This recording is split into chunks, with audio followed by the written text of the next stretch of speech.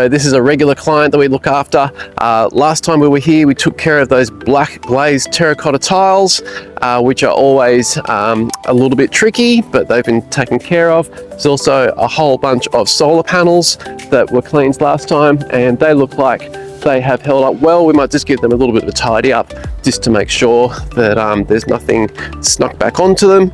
And today we're taking care of the house washing. So we are soft washing the house, pre-spraying all of these outside of the gutters, under the eaves, all of the walls, all these little cobwebs and little grass grubs won't be happy with us. So this will come up beautiful, gleaming white. All these tiles down here are all going to be pre-treated. We're going to surface clean these, and see Jade over here just working around those plants. So the plants have been pre-sprayed.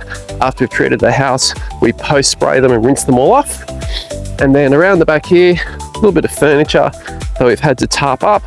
We'll be surface cleaning all of this area down here as well.